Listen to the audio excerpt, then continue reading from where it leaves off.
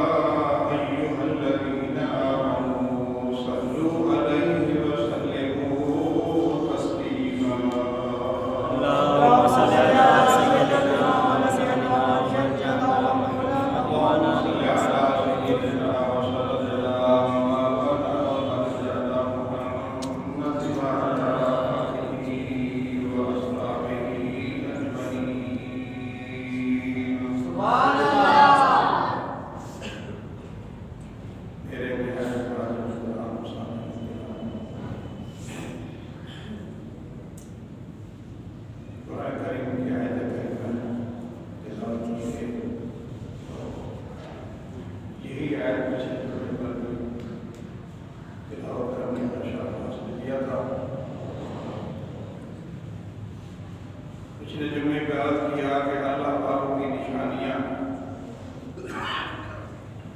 اولیاء کاملین کی نشانیاں، آپ نے بہت سوچا کی تھی، اور پھر اسی ایک نشانی یہ بھی ہے کہ والذین یبیتون لربہم سجدًا وقیاما۔ سبحان اللہ۔ ان کی ایک نشانی یہ بھی ہے کہ اپنے رب کے لیے راتیں گزار دیتے ہیں، سجدہ کرتے، رکوع کرتے، پوری رات اللہ کی بات کرتے گزار دیتے ہیں۔ سبحان اللہ۔ ہم اور آپ تو غفلت کی نیند سوئے رہتے ہیں، مگر یہ اولیاء کرام سوتے نہیں، بلکہ وہ اللہ تعالیٰ کی دربار میں نماز کی صورت میں مناجات کر رہے ہوتے ہیں، اور مناجات جو نماز کی صورت میں ہوتی ہے اس کا مقام یہ ہوتا ہے کہ بندہ بغیر پردہ اللہ کا دیدار کرتا ہے۔ سبحان اللہ۔ یقیناً یہ لوگ اللہ تبارک و تعالیٰ کے اتنے پیارے ہیں کہ اللہ ان سے اتنی محبت رکھتا ہے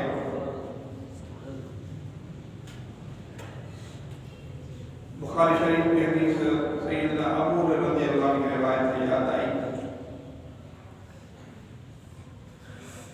سیدنا ابو رضی اللہ عنہ فرماتے ہیں حضور علیہ السلام نے فرمایا کہ اللہ تعالیٰ نے جبریل سے فرمایا کہ جبریل میں فلاں آدمی سے محبت کرتا ہوں. سبحان اللہ. تم بھی ان سے محبت کر. سبحان اللہ. اندازہ لگائیں کہ اللہ بھی ان سے محبت رکھتا ہے, پیار کرتا ہے. جبریل کو رب کریم حکم کرتا ہے کہ تم بھی ان سے پیار کر, محبت کر. اور جبریل آسمانوں میں جاؤ اور وہاں بھی اعلان کرو کہ اللہ تبارک و تعالیٰ فی آدمی سے پیار کرتا ہے, محبت کرتا ہے. میں بھی ان سے محبت رکھتا ہوں, تم بھی ان سے پیار کرو. سبحان اللہ. پھر اللہ تبارک و تعالیٰ زمین پر بھی ان کا مقام بلند کر دیتا ہے اور زمین والے لوگ بھی ان کی طرف چلے آ رہے ہیں. وفد کی صورت میں, تنہائی کی صورت میں, اکیلے بچوں کے ساتھ, دوستوں کے ساتھ پروگرام کر کے ان کے مزارات پہ ان کی حاضریاں دیتے ہیں, ان کے درباروں میں حاضری دیتے ہیں. دوستو, یہ بات واضح ہوئی بخاری شریف کی 898 صفحے میں حدیث مبارک ہے جو سیدنا ابو بکر رضی اللہ عنہ رضی اللہ عنہ سے روایت آپ کو سنائی کہ پھر اللہ تبارک و تعالیٰ اس سے پیار کرتا ہے اور پھر اللہ انہیں کا ہو جاتا ہے, وہ اللہ کو ہو جاتے ہیں. سبحان اللہ. اللہ یہ نہیں کرتا ہے کہ ملہ المولا فلہ الکل, اس کا رب اس کا سب. سبحان اللہ. اس کا درد یہ ہوتا ہے, اس کا نتیجہ یہ نہیں کرتا کیونکہ وہ اللہ تبارک و تعالیٰ کی عبادت مشغول ہوتے ہیں اور ہر وقت اللہ تعالیٰ کی یاد رکھتے ہیں. پھر اللہ تبارک و تعالیٰ اسے اتنا پیار کرتا ہے کہ لوگوں کے دلوں میں ان کی محبت پیدا ہو جاتی ہے. لوگ بغیر طلبے اور بغیر بلائے, بغیر دعوت ان کی مزاروں کی حاضری دیتے ہیں. آپ تجربہ کریں, بیٹے صاحب کو کتنے سال گزرے, کتنے 100 سال گزرتے, 600-700 سال گزر گئے اور لوگ بولے نہیں ان سے.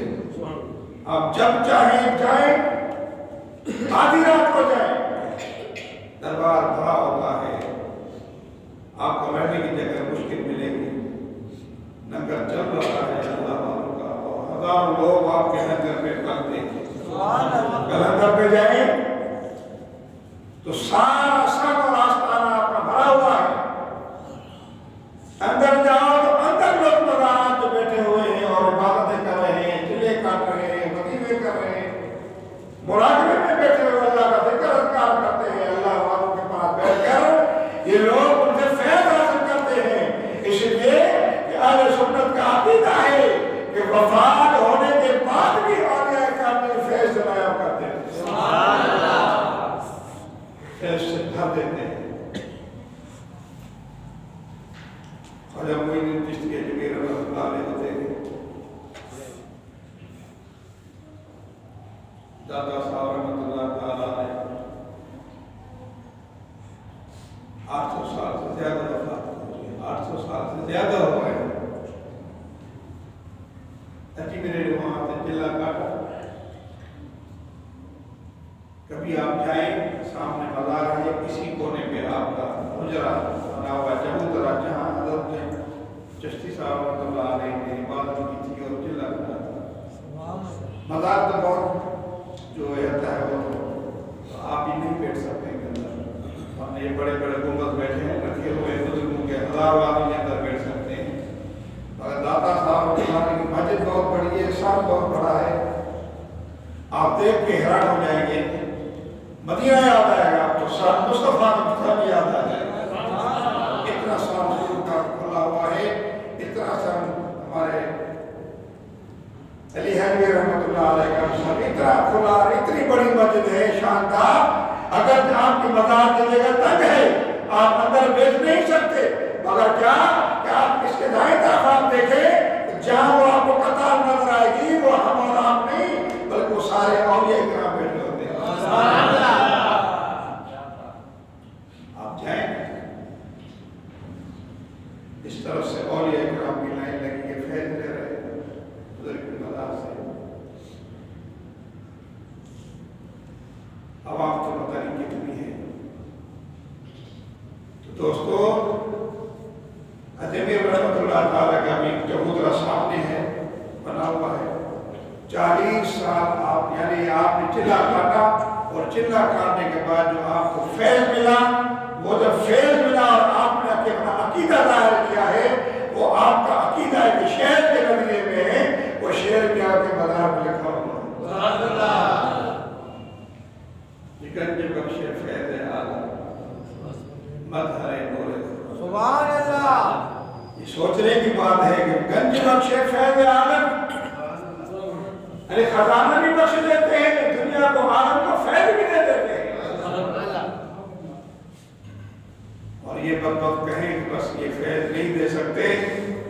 آپ اشد العلماء شرح مشکات شیخ محقق عبدالرحمن دہلوی 300 سال پہلے پیچھے جائیں، بزرگ نے لکھا ہے مفاساتی کے اندر ہے، پہلی جلد کے اندر فرمایا ہے کہ اللہ والے مفاد ضرور کرتے ہیں کہ ان اولیاء اللہ لا یموتون بل ینتقلون من دار الی دار، ارے اللہ کے ولی مرتے نہیں ہیں بلکہ ایک جگہ دوسری جگہ چلے جاتے ہیں، وہ جب مزار میں جاتے ہیں ان کا فیض دوگنا ہو جاتا ہے۔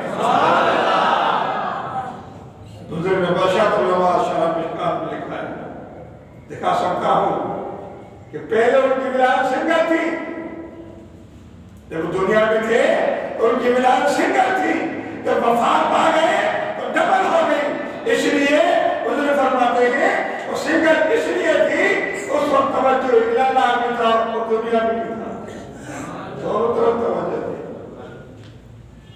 دنیا کو انہیں بننا ہے، اللہ کو راضی رکھنا ہے۔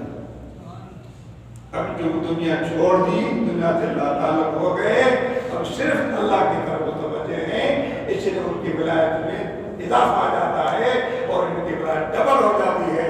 میرے دوستو یہ اللہ والوں کے پاس جائیں، اللہ والوں کو فیض ملتا ہے، جب اجمیر رحمۃ اللہ علیہ کو فیض ملا، عام لوگ فیض پا کے آ جاتے ہیں، تو آپ جائیں سیدھا مطلب لے کے جائیں تو کیسا فیض ملتا ہے۔ عقیدہ ہی خراب ہے، تمہارا جامعی شرک ہے،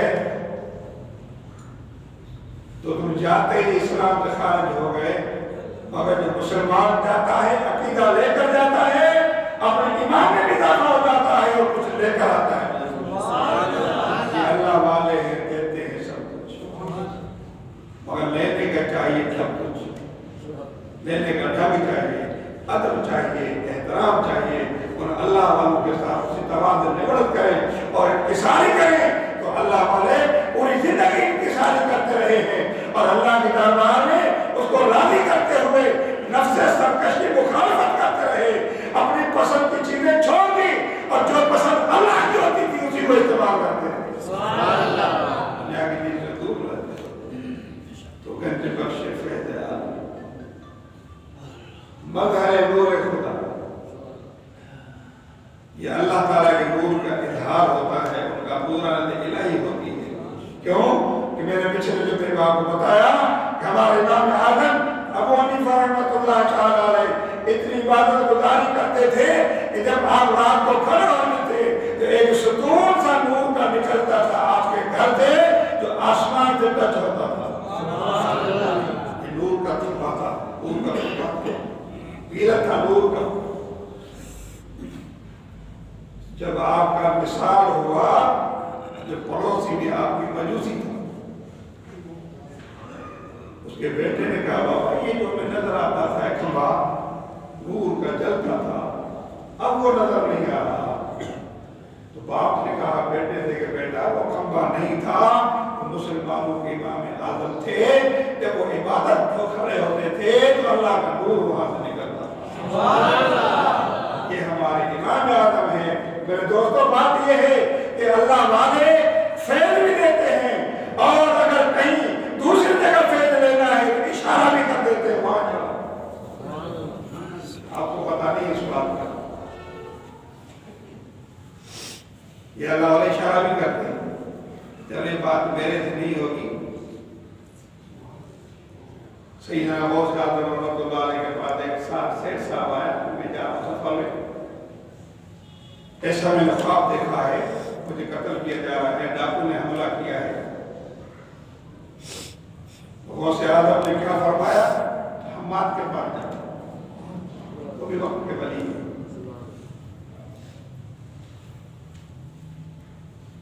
جب حماد سے گئے حماد کے پاس اور حماد نے سفارش کی غوث اعظم اللہ بھیجا ادھر پھر آپ سفارش کر رہے غوث اعظم کو کہ دیکھو آپ نے میرے پاس بھیجا ہے میرے اندر یہ طاقت نہیں ہے یہ آپ ہی کی دعا کرے لہذا اس کو اجازت تو دیتی تھی جاؤ سفر کرو. وہ جو ان کو حقیقت ہونی تھی وہ اللہ کو خواب میں کر کے دکھائے خواب میں بدل گئی حقیقت. جب حماد کے پاس آئے رحمۃ اللہ علیہ کا فرمایا میرے پاس نہیں آئے غوث اعظم کے پاس جا اسی کا جانا. ایک تقدیر وہی بدلتا ہے ہمارا یہ شان مقام نہیں ہے اللہ میں طاقت ہے اس طرح تقدیر بدلنے کی. لہذا آپ غوث اعظم کے پاس چلے جائیں. جب غوث اعظم کے پاس گئے تو آپ نے مسکراتے فرمایا بتاؤ کیسے گزرا. فرمایا سرکار اللہ نے جو حقیقت ہونی تھی وہ خواب میں بدل دیا. فرمایا یہی ہوتا ہے کہ جب اللہ تبارک و تعالی مہربانی کرتا ہے تو تقدیر ایسے بدل دیتا ہے. سبحان اللہ. کبھی کبھی اللہ والے دوسروں کے پاس دے دیتے ہیں. تو میرے دوستو یہ اللہ تبارک و تعالی کے اولیاء ایک دوسرے کے مقام کو سمجھتے ہیں ایک دوسرے کے مقام. میرے پیر مرشد خواجہ خلیل الرحمن رحمۃ اللہ علیہ حضور داتا گنج میں رحمۃ اللہ علیہ کے مزار حاضری میں گئے مگر آپ نے اپنے والد سے اجازت نہیں لی. جلد بازی میں آپ کے سوال میں لکھا ہوا ہے کہ جلد بازی میں گاڑی کا ٹائم اوپر آ گیا اور آپ مزار میں ہیں. حضور پیر مٹھا وفات پر گئے مگر صاحبزادہ حاضری روزے پہ نہیں تھی مزار پہ حاضری نہیں تھی ایسے نکل پڑے. ادھر سے حضرت پیر مٹھا نے رابطہ کیا علی حجی رحمۃ اللہ علیہ روحانی. یہ تو دنیا میں مگر جن ان اولیاء کا عرس ہوتا ہے آنکھ کھول کے سنے ان کا عرس ہوتا ہے تو اپنے عرس کی دعوت دے دیتے ہیں ایک دوسرے کو تو ان کے ہم عصر اولیاء ہوتے ہیں. حضرت بلا فضل علی قریشی رحمۃ اللہ تعالی جو میرے مرشد پیر مٹھا کے مرشد ہیں وہ فرماتے ہیں جب اولیاء کرام وفات پا جاتے ہیں جب ان کا عرس ہوتا ہے تو ہم اپنے ہم عصر اور اپنے جوڑ کے جو اولیاء ہوتے ہیں کو دعوت دیتے ہیں آؤ میرے عرس پر آ جاؤ. عرس کی معنی شادی ہم تو سالانہ فاتحہ کہتے ہیں عربی میں اس کو عرس کہتے ہیں. عرس کا مطلب شادی. تو فرمایا کہ وہ اللہ والے اپنے ہم عصر اولیاء کو بلاتے ہیں کہ آؤ میرے فلاں تاریخ کو میرا عرس ہے. لہذا جب آپ اللہ کے ولی کے عرس میں جائیں پھر آپ رونق دیکھیں وہاں معرفت اور رحمت دیکھیں کیونکہ ہم اور آپ نہیں ہوتے وہ اولیاء کاملین کی روحیں میں ہوتی ہے.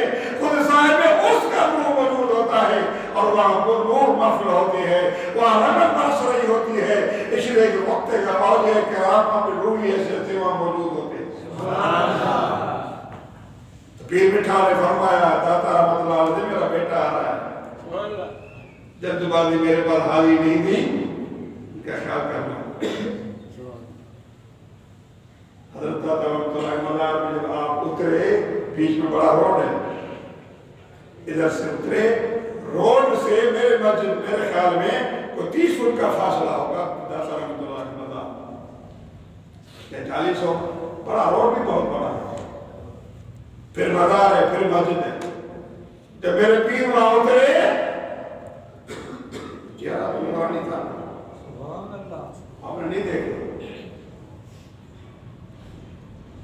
بس پتہ نہیں لوگوں کو کہاں سے ہجوم آ گیا اور حضرت صاحب دیکھنے کے لیے یہ روڈ وہ بازار آدھا گھنٹے میں حضرت بازار میں پہنچے لوگوں سے ملتے لوگوں سے اور آپ بڑے مہربان حضرت آتے ہیں دیکھیں نا کتنے لوگوں کو بھیڑ ہوتی ہے دھکے دیتے مگر نہیں بولتے تو اس طرح خواجہ خلیل رحمۃ اللہ علیہ بھی لوگوں کی بھیڑ تھی آپ حیران ہو گئے مگر جب آپ پھر واپس لا کر تشریف لائے رحمت پور میں اور روضہ شریف پہ گئے تو معذرت کر لی اپنے ابا سے ابا نے کہا صاحب مراقبے میں ہم نے سفارش کر دی دادا کو میرا بیٹا آ رہا ہے کا خیال کرنا سبحان اللہ یہ روحانی تقاضے ہوتے ہیں میرے دوستو اللہ تعالیٰ روحانی سلسلے میں ایک فقیر تھا وہ بڑی مشکل تھی اس کو گاڑی میں بیٹھا ہوا بس جا رہے ہیں ڈرائیور کے پیچھے والی سیٹ بیٹھا ہوا پیر کو یاد کرا خلیل الرحمن کی بات کر رہا مسئلہ تھا ان کا راستہ کا مسئلہ تھا ڈیوٹی پہ جانا تھا اب تو آپ یاد کرتا رہا اتنے میں دیکھتے ہیں کہ دو حضرت میرے پاس تشریف لائے چہرہ سا نظر آیا اور مجھے اشارے میں کہا گھبراؤ نہیں جب فرماتے جب میں وہاں پہنچا منزل پہ میرا آرڈر پہلے تیار تھا میں واپس آ گیا تو یہ اللہ والے ہیں جب اللہ تبارک و تعالیٰ کو اتنا مقام اونچا مقام عطا فرما دیتا ہے کہ آپ ان کے وزارات نہ جائیں آپ ان کا مقصد اپنا لے جائیں آپ کے مقصد کو بھی جان لیتے ہیں کہ آپ یوں آئیں گے اور آپ کا کام بھی کر دیں گے اس لیے کہ اللہ تعالیٰ ان سے پیار کرتا ہے اللہ ان سے محبت کرتا ہے اور پھر دنیا والوں سے محبت کرتے ہیں کہ وہ اللہ والوں کے پاس آتے ہیں ان کے دل اسکرین شیشے کی طرح ہوتا ہے ضمیر کے او روشن نصرت غبار سادی نے فرمایا جس کا ضمیر جس کا دل گناہوں کے غبار سے دنیاوی غبار سے جب صاف ہوتے ہیں وہ چمکنے لگتا ہے اور جب انہیں سامنے جب آتا ہے ان کے دل کو پڑھ لیتے ہیں ضمیر کے او روشن نصرت غبار شوق نقش غیبی کروا سکا ان کے سامنے جو آتے ہیں تو پھر ان کے جو دل کا جو راز ہوتا ہے وہ اللہ والا پڑھ لیتا ہے اس لیے علماء محدثین اور علماء تصوف نے فرمایا ہے کہ جب آپ عالم کے پاس بیٹھو تو زبان سنبھال کر بیٹھو جب آپ ولی اللہ کے ساتھ بیٹھو تو دلوں کو سنبھال کر بیٹھو کہ ولی دل کا راز جان لیتے ہیں تو میرے دوستو حقیقت ہے کہ اللہ تعالیٰ جس سے پیار کرتا ہے جبریل بھی جس سے پیار کرتا ہو آسمان والے بھی جس سے پیار کرتے ہو زمین والے بھی جس سے پیار کرتے ہو اب آپ اندازہ کریں اس کا مقام کتنا ہوگا بخاری شریف کے دوسرے نمبر دوسری جلد کی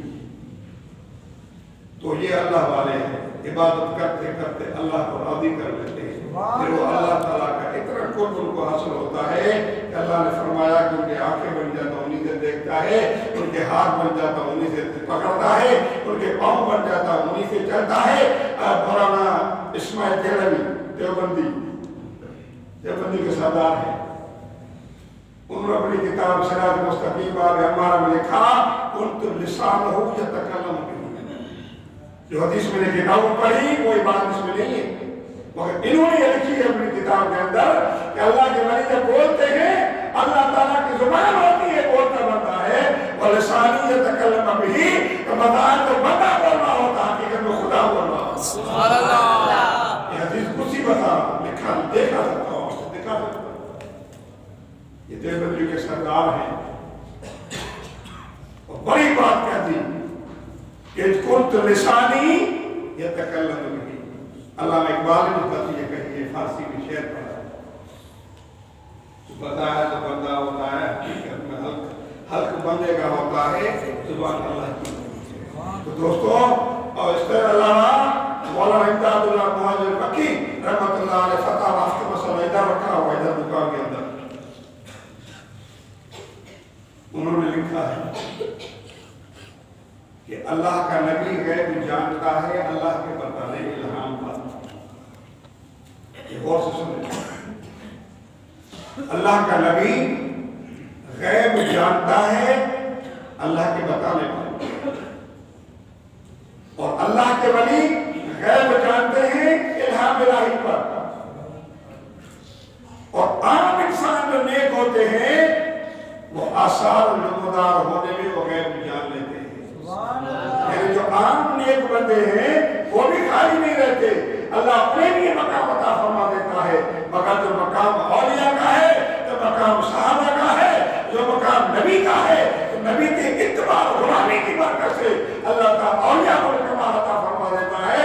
اور جو اولیاء سے نسبت رکھتے ہیں جو صالحین بنتے ہیں اللہ ان صالح بندوں کو بھی کمال عطا فرما دیتا ہے. لیکن دیوبندی کا حوالہ دے رہا ہوں، ہم تو مانتے ہیں.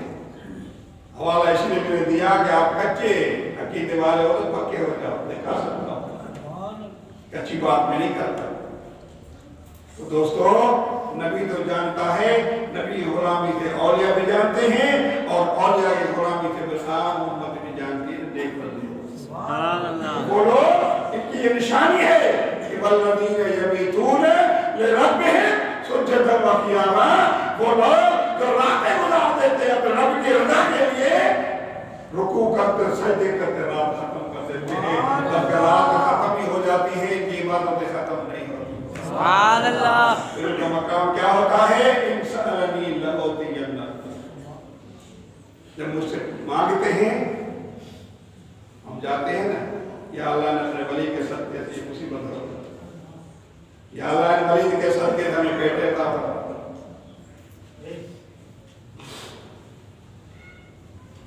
اشرف علی تھانوی ولی اللہ کی پیدائش ہے، ان کی دعا سے پیدا. میں آپ کے سامنے بیٹھا ہوں، میں بھی ولی کی دعا سے پیدا ہوں. نام بھی میرا میرے پیر نے رکھا.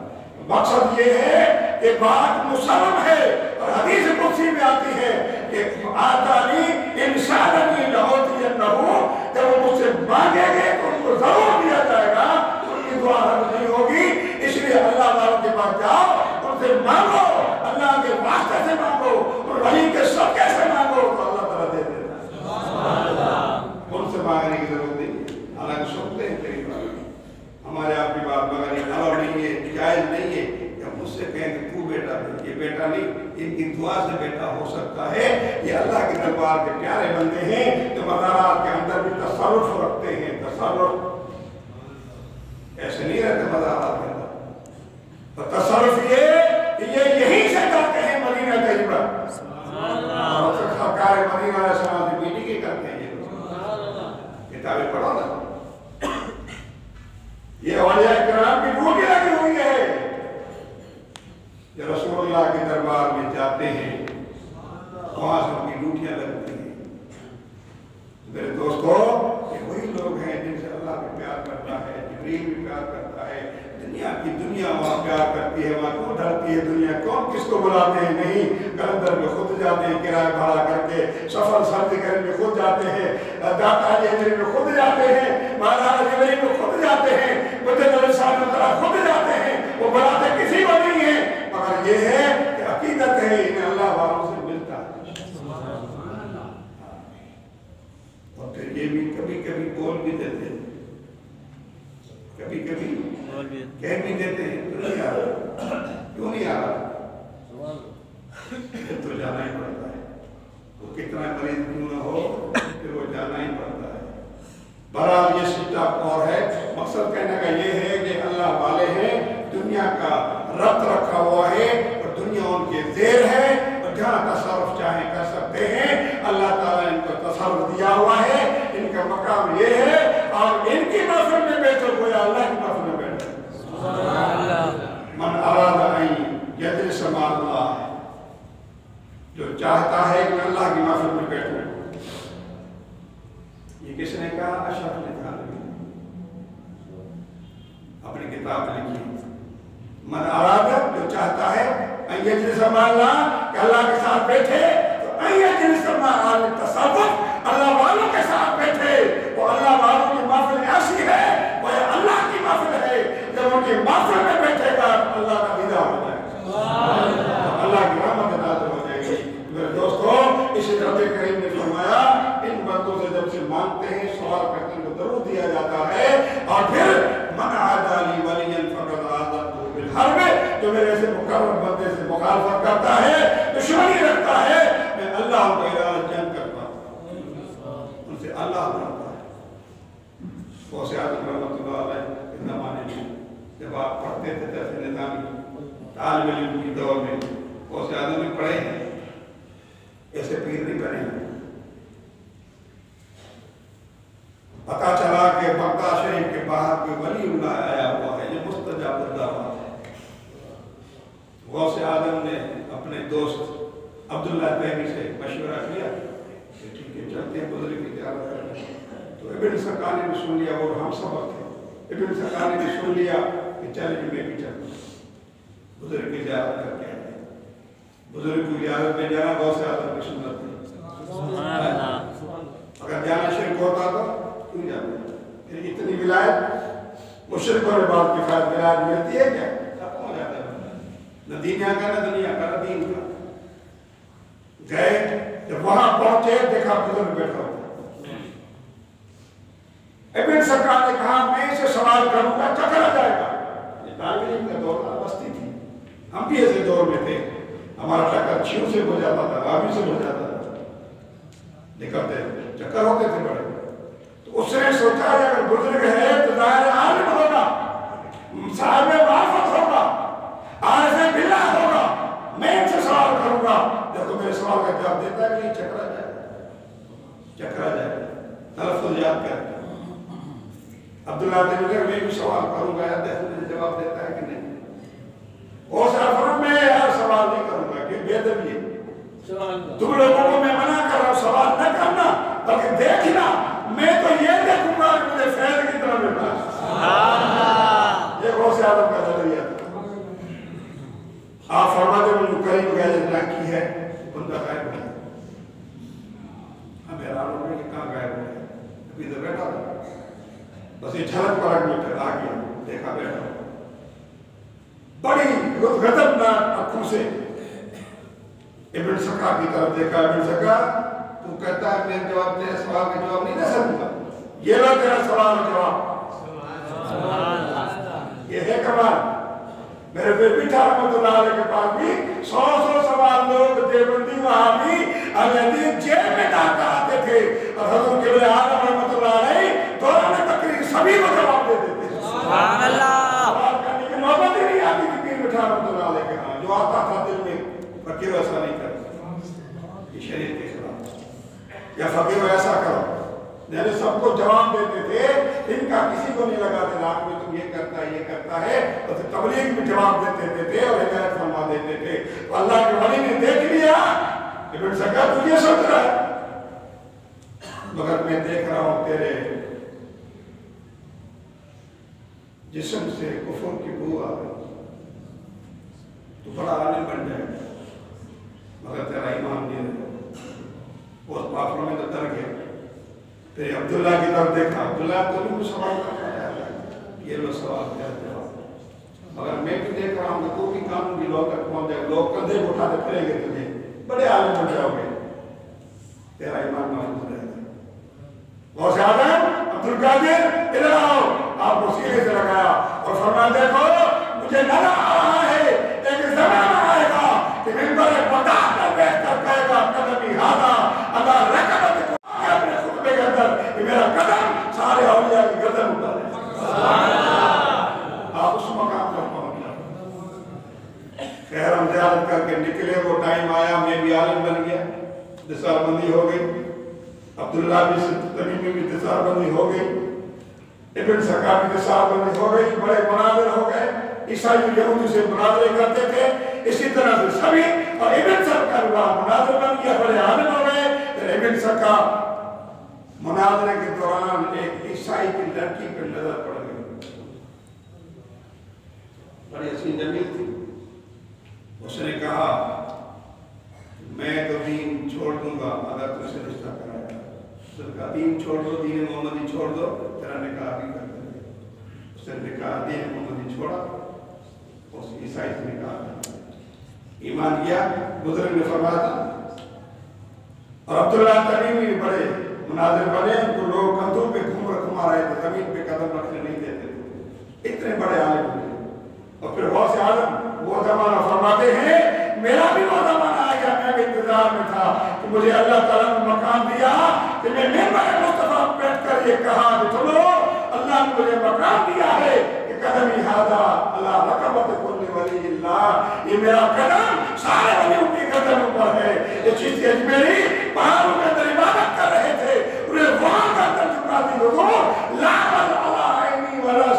حضور آپ کی گردن ہمارے آنکھوں سامنے پر ہو اور آپ کو اتنا فیض اس پہاڑ میں وہاں مل رہا ہے کہ یہاں سے غوث اعظم کی بات ہم نے سن لی. سبحان اللہ. یہ کیا ہے؟ حدیث قدسی ہے کہ کنت سمع الذی یسمع بہ. میں ان کے کان بن جاتا ہوں میری کانوں سے سنتا ہے. یہ ہے کہ اللہ تعالیٰ جسے دلیل و خوار کرتا ہے تو اس کی نشانی یہ ہے. بزرگ نے فرمایا نا کہ جو خدا خواہد کے پردہ کرتا رہتا. شیخ سعدی نے فرمایا کہ جب خدا چاہتا ہے کسی کا پردہ اٹھائے ننگا کرے کسی کو تو کیا کرتا ہے؟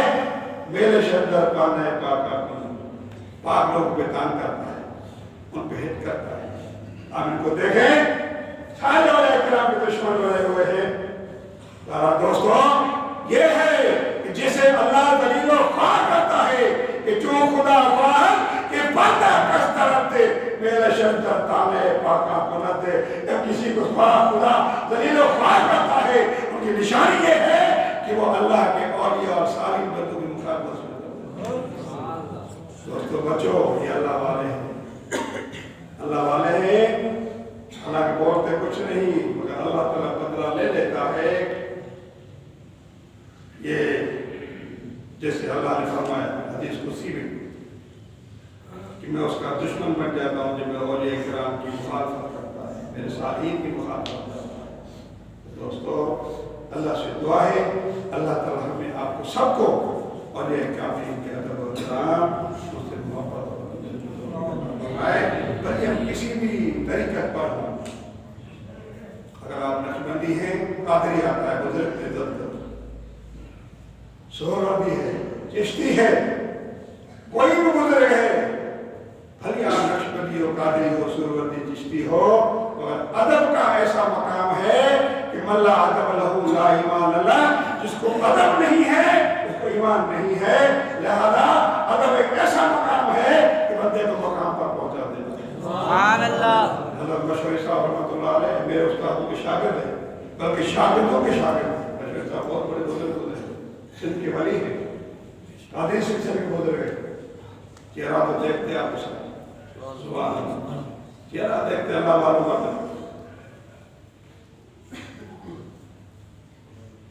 ان میں بڑا ادب تھا.